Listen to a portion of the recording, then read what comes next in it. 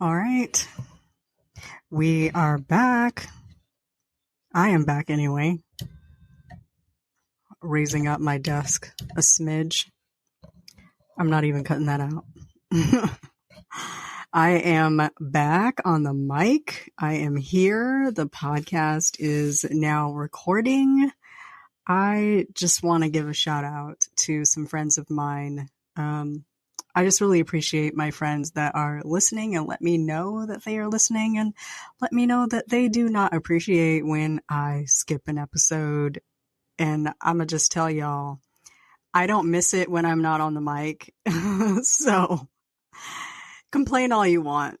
I like knowing that y'all are listening. So hello, Raymond, Dr. Raymond. Hello, Audra, host of Between the Reads and Staying on Code podcasts.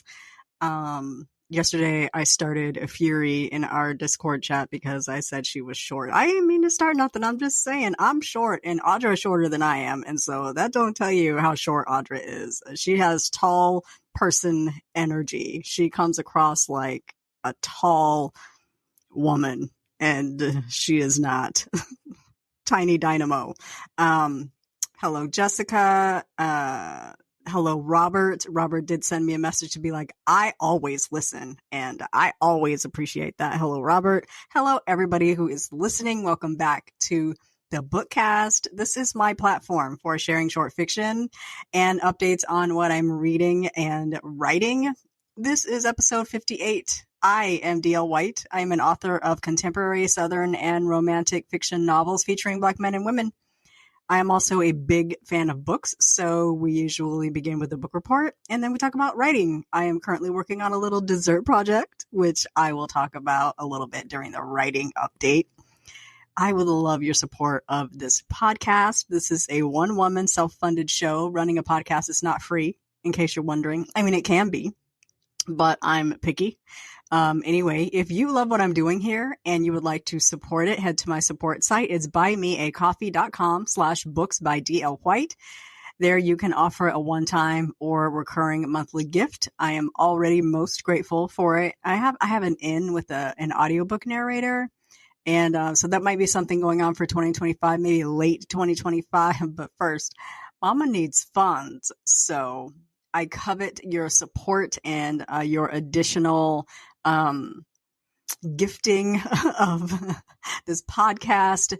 The other way you can support is to buy the books. Talk about the books. booksbydlwhite.com/books has all of the good stuff. Select titles are available in ebook, print, and audio directly from me. Now, I say this every week, and I'm going to keep saying because it's important. Buying direct puts the money directly into my pocket almost right away instead of waiting 60 days for me to get paid. So that means there's no middleman, virtually no middleman taking a percentage of the retail price. Like I've said before, Amazon takes 30 to 70% depending on how much your book is priced.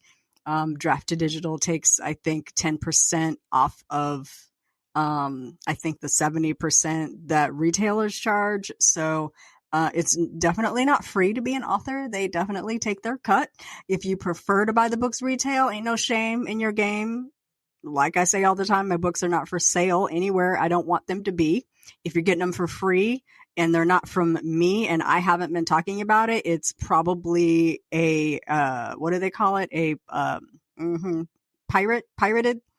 Yeah, if you're getting it off of a site and you ain't paid for it and I'm not talking about it and it's not a major retailer, it's probably a pirated copy. Please don't do that. It is hard enough to publish books out here than for people to be getting them for free. You can always get them at the library. You can always get them at Scribd or Kobo Plus for a low monthly rate.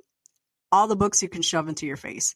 All my titles are available in ebook wherever they're sold. Amazon, Barnes & Noble Nook, Apple Books, Kobo Books, Google Play. If there's a site out there where you buy books and mine are not available, shout me out a holler. I'll try to get them up there. I want to be widely available. That's why I don't sell only at Amazon or only at Kobo. I'm not exclusive to anybody.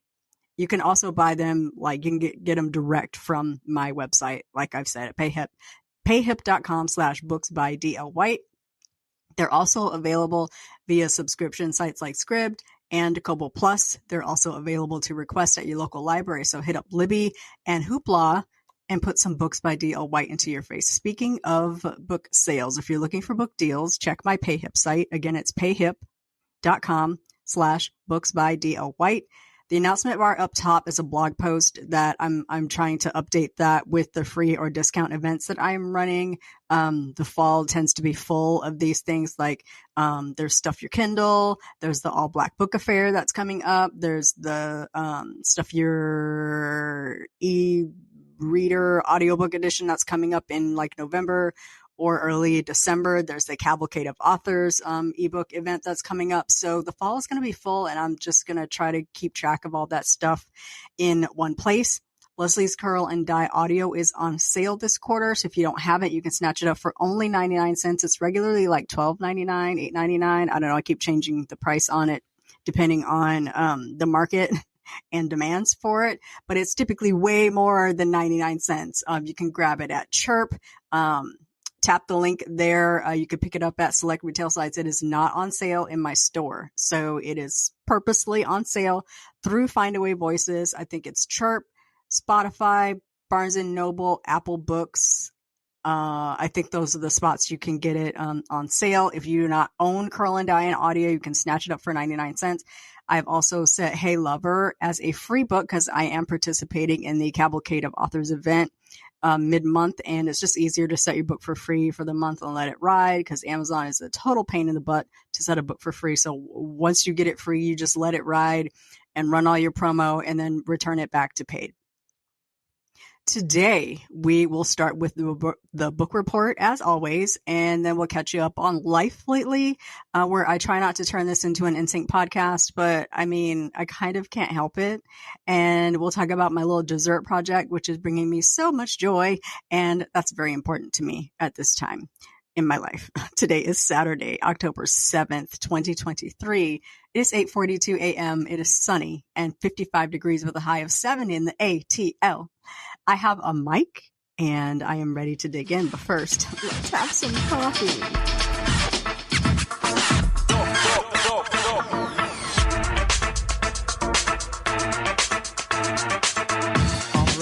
All right. I recently heard Matthew McConaughey on a couple of podcasts. He was on Podcrushed, which is run by, what's his name? Penn Badgley. And he has two co-hosts that I don't know their names. And he was also on Smartlist, which is like my new favorite thing. Smartlist is like, it's Will Arnett, Jason Bateman, and Sean Hayes, who is such a delight. Oh my God, Sean Hayes is such a delight. I absolutely binged all of Smartlist like one long weekend while I was traveling. Love that podcast. And I don't know, I can't remember if it was new or if I was listening back, but Matthew McConaughey was on it. He has such a great voice. I just really want him to do more audiobooks because he has a great voice, but I like how he says, all right, all right, all right. So we're back. Let's start with the book report because I am a book head. If I'm going to do anything, I'm going to read a book. I have read 130 of my challenge to read 175 books this year. I'm done messing with my goal. It's 175. I'm going to keep it there. I might beat it. I might not, but let's see how many books over 175 I can get. I am 3 books behind. Oh my God. I'm 3 books behind. On my Goodreads challenge, I've had a lot of travel and multi-day meetings, and that really cuts into my writing time because I spend a lot of time like listening to books while I'm working or reading on my lunch break, or I get up in the morning and I might read some before I go to work, but before I start working. But if I have to go into the office, I have to get up and shower and, get dressed in real clothes and wash out my coffee mug and fill up my water bottle and schlep my way into work when I would normally be reading during that time. So it cuts down on my reading time, but no doubt, we're going to work it out. I want to be caught up by the end of the week. And so, I have some books I want to dig into. This week I read 4 books, which was really, really good. I read, Boyfriend for Hire and Fiancé for Hire, which are part of the 3-book series, the Men for Hire series. The third book is, I forget what the name of it is, Something for Hire by Reese Ryan. I love Reese. Been saving this one for last. I'm going to get to that one probably later today or tomorrow. I need to put it on my reading list, actually. Hold, please. Date for Hire by Reese Ryan. I am adding that to my reading list because I'm going to be on that probably tomorrow. She's always such a good Sunday afternoon read for me. Like, her books are just so good. I read the first 2, Boyfriend for Hire, Fiancé for Hire. Boyfriend for Hire is by Delaney Diamond, who is a fave. Fiancé for Hire is by Sharon C. Cooper, also a fave. I always really enjoyed them. Those are like automatic. And then I read One Last Kill, which is the Tracy Crosswhite number 10 by Robert Dugoni. This was pretty good. It's like standard Dugoni. It's like when I read Karen Slaughter, I'm like, yep, that's a Karen Slaughter book. This is a Robert Dugoni book. I'm ready for some changes to happen in the Tracy Crosswhite series. Robert does say the series is going to continue, but I'm tired of her fighting with her superior, with her captain, Nolasco. I do see like some tension happening between her and her chief Weber.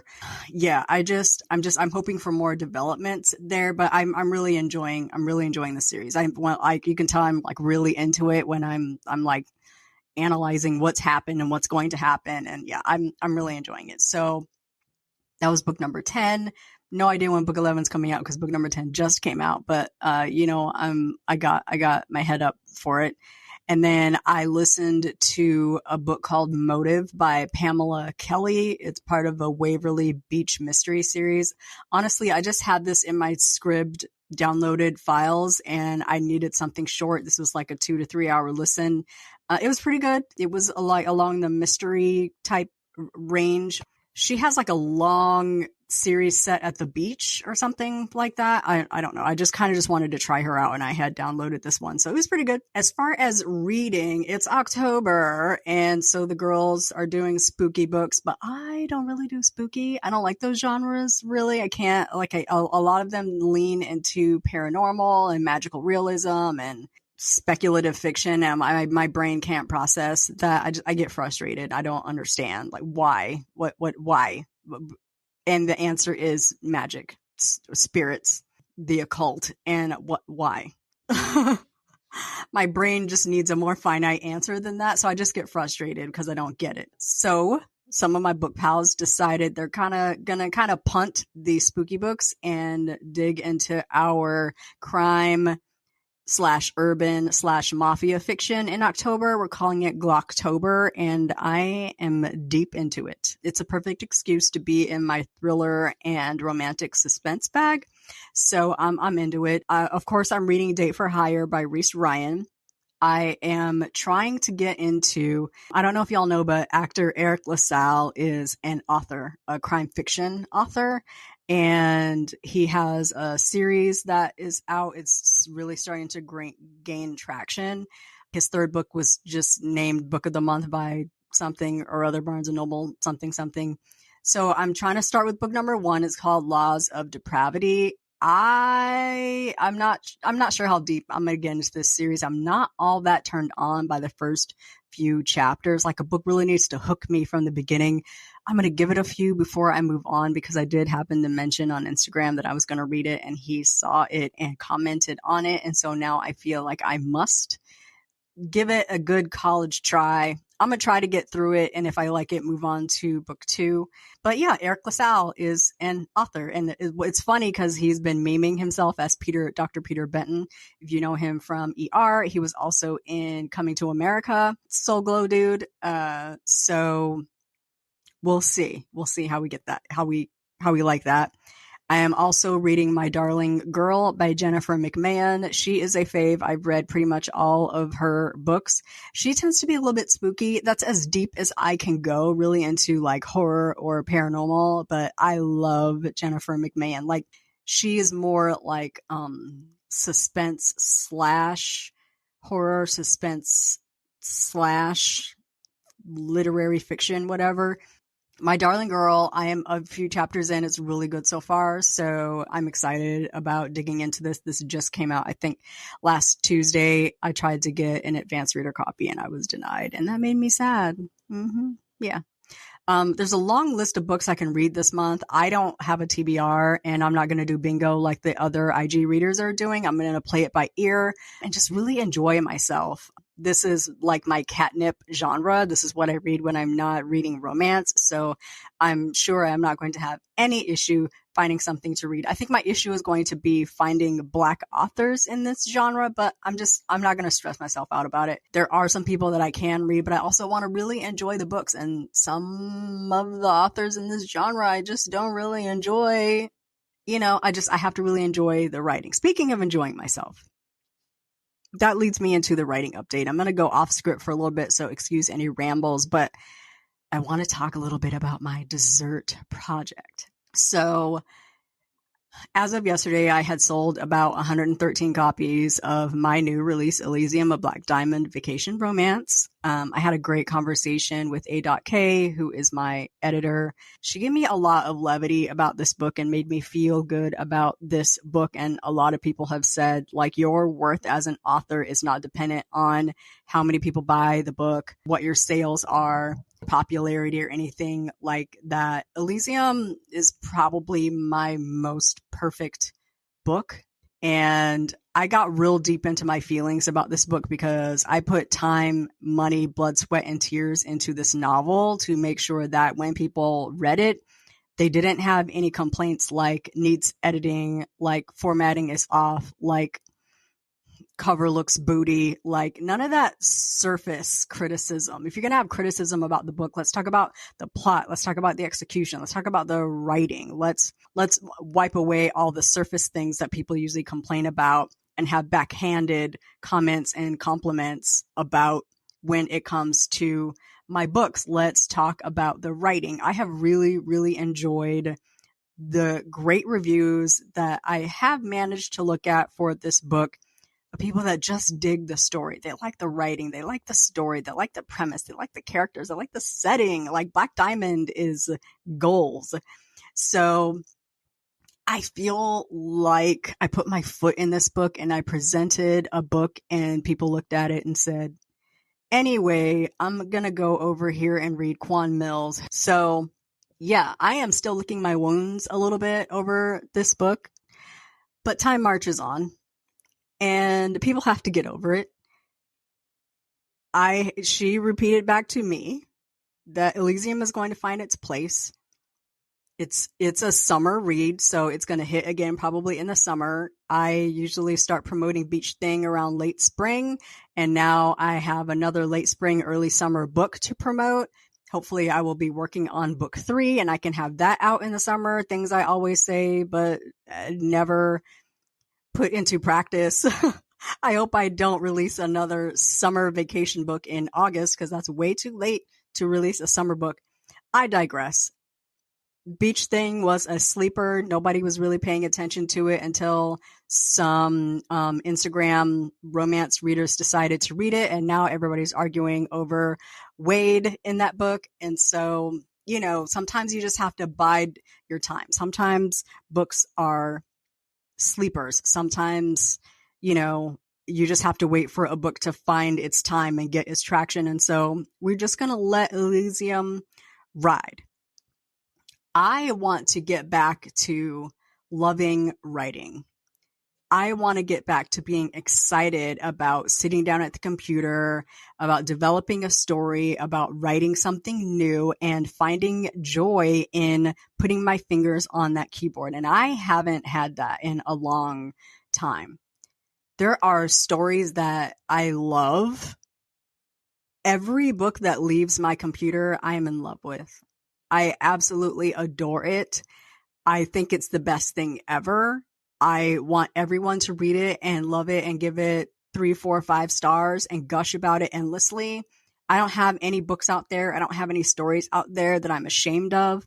I don't have anything out there that I'm like, oh God, don't read that. Like, I'm always like, oh God, don't read that. Mostly because I really like it and I'm nervous that people won't. I'm not like, oh God, don't read that because it's bad. Because if it's bad, I took it down. Shout out to Same Time next week. It was bad. So I don't have that feeling unless my writing is purely for me and purely for enjoyment. When I am worried about how much it's going to sell and how much money I spent putting it out and how perfect I made it and it just didn't hit, that depresses me. That's not writing for enjoyment. So I'm dipping back into my fanfic bag. Yeah. Mm-hmm. So your girl is back in her Miss M era, which is my username at the fanfiction archive that I own and operate over at NSYNC Fiction. By the way, have you seen that my boys are still awesome?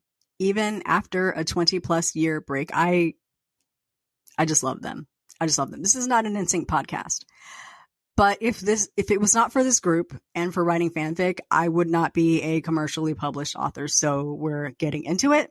Last Friday, they released their first single since 2002. It's been over 20 years since NSYNC had a new hit on the charts.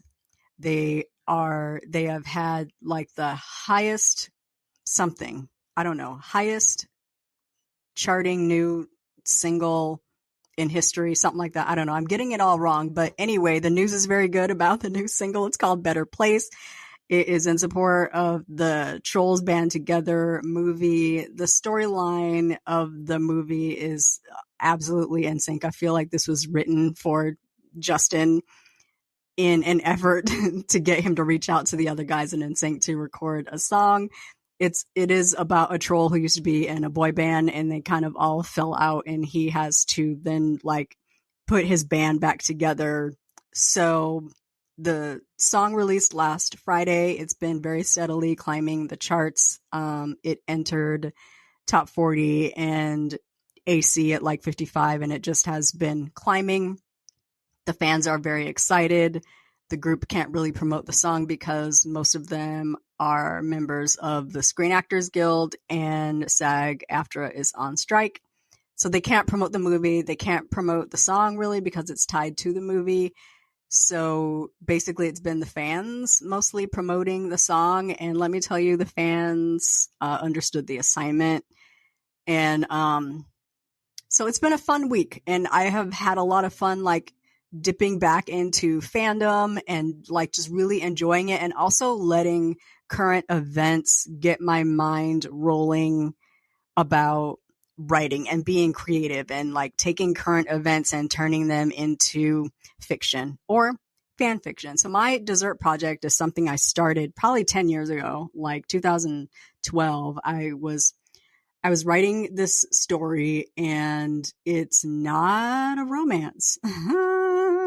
It's thriller-ish. What I really want to venture a little bit outside of romance, like do a romance subgenre, like maybe a romantic thriller, a romantic suspense, something like that. I'm always gonna have romance in my books because I think that's a natural part of like being alive, and like being a person. But I want to branch out a little bit. I won't say that I'm getting bored with romance, but I'm tired. I'm tired. I don't want to write the same thing over and over. And I feel like I'm just getting to a point where I am just writing the same story over and over. I'm not that girl. I'm not like, I can write a lot of the same, but I need to take a break and I need to venture into something new. I need something exciting. I need something that's like gonna like challenge me and get my brain moving in a different direction. And the other day I was sitting, we have a private Discord chat for the authors that write fan fiction that are part of the archive. I've been so pleased with how many authors have come back to post stories, especially since like all this started on JC's birthday. On JC's birthday, Justin posted just like a little 7-second snippet of them two in the studio. Like they haven't really been seen together in many, many years, and they haven't been in the studio together since NSYNC, really. Like I think Justin helped JC with his album that released in 2004, but it's been it's been many, many years. So that kind of started a little flurry, a little spark that built into a flame, which we now know it was a surprise that NSYNC had reunited, and they had recorded a song for this Trolls movie, and they were supposed to be able to fully promote it, but they can't because of the SAG strike, etc. So I forgot where I was going with that, but I had a story. I was sitting talking to the writers in Discord, and we're kind of talking about projects that we want to write for the upcoming challenge. We write challenges, as I've said before, based around birthdays of the members of NSYNC. Our next challenge starts October 17th, which is Chris Kirkpatrick's birthday. He is the founder of NSYNC. If it wasn't for Chris, we would not have a group. He is the guy that you've always seen with the pineapple hair. He used to have braids that he would like pull up into a ponytail on top of his head, and they were multicolor, and we call him Pineapple. So I call him Fineapple because that's me. That's who I am as a person.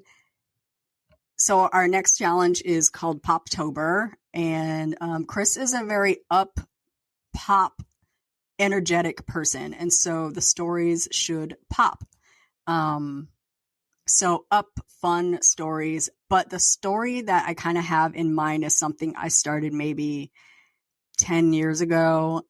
It's a thriller. It is a JC focused story. And one of the longest fics that I wrote was called All I Want to Do. And it's basically the fantasy of meeting a pop star and getting to know him in real life, and like trying to meld your life together as you fall in love with this person and fold your regular life into his life as a celebrity.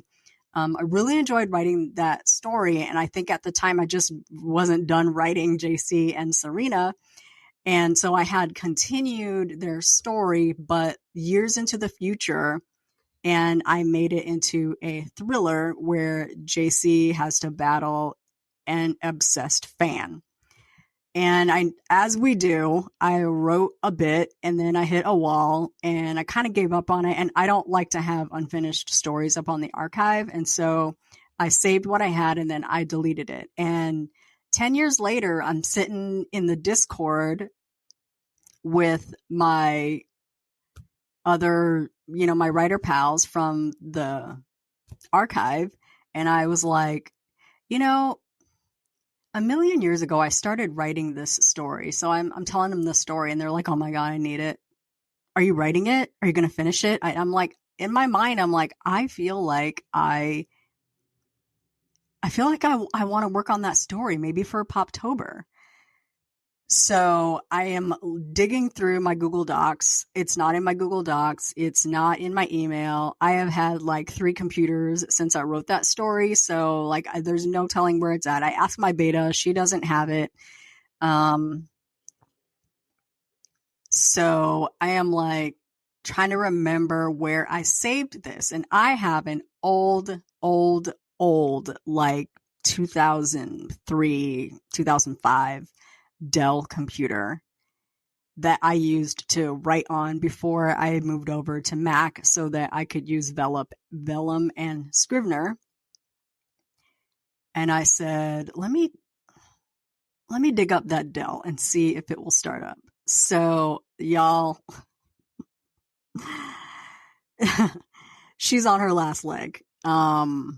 This computer is old. Like the keyboard doesn't work, the screen doesn't work. So I connected it to my external keyboard and my external screen, and it took like almost an hour, but I was able to get on Wi-Fi and open it up.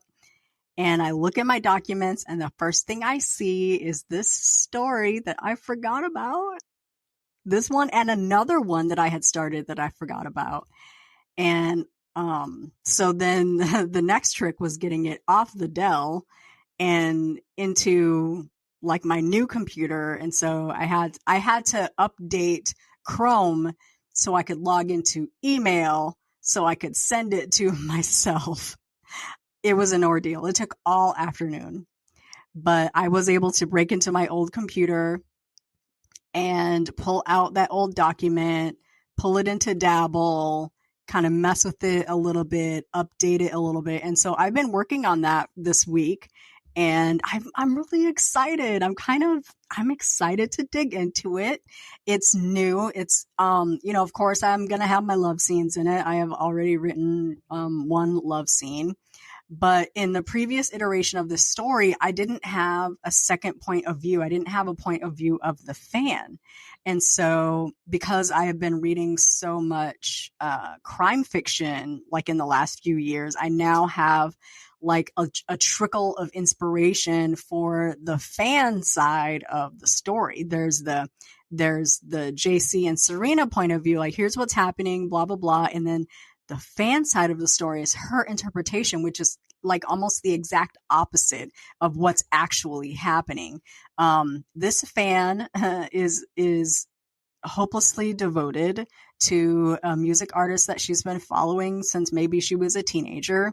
She's not mentally well. She believes this music artist is talking to her through his songs, and lately she feels like this music artist wants to be rescued from his current relationship. And so her thinking and her mind is becoming more and more unstable as time goes on. Meanwhile, JC and Serena are just living their best, like, newlywed life.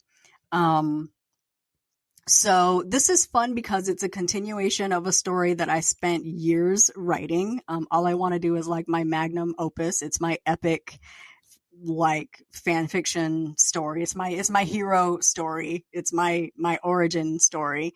Not the first story I wrote, but certainly the longest. And I'm not going to say the best, but I really, really, really enjoyed writing that story. So it lets me continue that story, but give it a little twist. It also, fan fiction was always my practice. Like, even when I began writing commercial fiction, I was always practicing with fan fiction. Okay, I want to work on description. And so in this new chapter of All I Want to Do, I just want to make sure that I am vivid in my descriptions. Okay, I want to work on dialogue. So in this next chapter of All I Want to Do, I want to make sure my dialogue is on point. If I can't hear the character saying it in my mind, it doesn't go on the page. And so, a lot of what I feel like I do well in commercial fiction came from practicing with fanfic. And I've been thinking about venturing outside of romantic fiction for some time. And it just like literally smacked me in my face. Like, why aren't you practicing with fan fiction? Like, you want to get back into it. I hadn't written a story at the archive really since 2019. I think I haven't written a full chapter story at the archive since well before, in like maybe 2018-ish. So let's get back into practice. Let's get back into developing a story, writing something new, and practicing with fan fiction. And when I tell you, like, the synapses in my brain, they're firing, they're shooting off. Like, I'm just constantly thinking about the story now and different angles and how do I make this chapter snap, and like, what do I need to think about now? I'm excited about writing again. And I'm excited about it because this is not a thing that can be sold. I am not thinking about it needs to be this and I need 7.5 sex scenes because that's what readers want to see. I am not thinking about the writing being beautiful or catchy or anything, like that. It doesn't have to sound like a Random House novel, which is what I always worry about when I'm writing commercial fiction. Does it sound beautiful? Does it sound, does it sound like a professional author wrote it? I am not worried about sounding like a professional author. I am worried about telling a good story. And that's where it has to start for me. I have to get back to that. I have to get back to writing because I love writing the story, writing because I love bringing that out and drawing that out, and writing because it's what the people want to see. Like, fan fiction readers are just way way different from commercial fiction readers. I feel like commercial fiction readers open a book and they want to be critical. They want to complain about something. And so they're reading, looking for something to complain about, which isn't a slight to any of my readers or anything. I just feel like it's just a different attitude. Fan fiction readers read it and to enjoy. They want to enjoy it, and they're just so excited for anything new. In a perfect world, they give feedback and they're very excited. Oh, when's the next chapter? And because it's serial, you bring them along with the story. So what I want to do with this is the challenge starts October 17th. So I want to begin posting the story on October 17th and kind of drag it out, posting like every few days, a few chapters. But I definitely want to stay ahead of the story. I would love to have it done before we even start Poptober, but that's probably not going to happen. In order for it to be a part of the challenge, the story has to be complete by the end of the challenge. So I have to be done writing by November 17th. I want to say that's not going to be a problem, but I did send what I have so far over to my beta because I need to think in terms of story structure and how this plays out and kind of plot things out because I'm not really a plotter. But I want to see where I am, where I need to go, and then how I need to get there.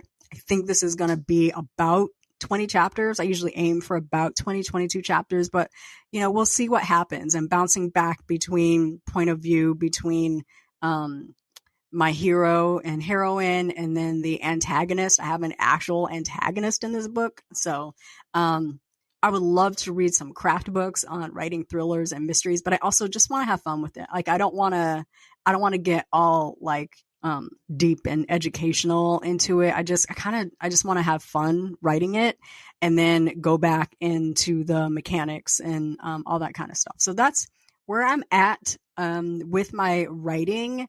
Once I finish this, I might dip into something short to have like a little holiday short for the year, but it really depends on when I finish this and how burnt out I am. I may not have a short for this year, and I'm just not gonna worry about it because it's like me and 89 people, and so 89 people might get a January short. You know what I'm saying? But I am so thankful for those 89 people. So I am excited. I will, of course, continue to update. I know y'all don't read fan fiction and you don't care about instant fiction, especially since these characters are white. It's just kind of how it works out. This is my practice, and I really want to practice writing, stepping a little bit outside of romance and not getting so deep into the relationship. But that external conflict has to be strong. It has to really drive the story, and it has to like bring motivation in for these, for these characters to act around. So I am very, very excited. In my brain, I know how this ends. And so I have to get from where I am to where it ends in a logical manner where it doesn't drag. I'm very much looking forward to that. I have a write-in tonight with the writers from the archive. So I am hoping to dig a little bit into the plot and get some ideas, and we'll do a little bit of chat and a little bit of writing. So it's going to be fun, and I this is something that I really need right now. I need some joy, and this brings me joy. The music brings me joy. The fandom brings me joy. The writing brings me joy, and having that kind of camaraderie with the other writers that understand also brings me joy. Fall and winter are really difficult times for me emotionally. I do suffer from seasonal affective disorder, and I already feel like my mood dipping down into the doldrums. So sunlight is important. Finding joy in things is important. And Sync could not have reunited at a better time for me personally.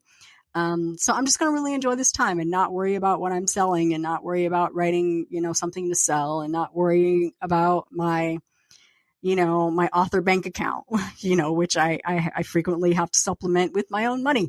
I'm just gonna write it and ride it and see where it takes me. I will, of course, keep everybody posted on how that's going. And if you are interested in NSYNC fiction, I will definitely link you up if you want to read it. That concludes the writing update. A couple of shout outs. Kennedy Ryan, recently I did a cover reveal on my blog like yesterday. I did a cover reveal on my blog for her March 2024 release called This Could Be Us. This is the follow up to Before I Let Go.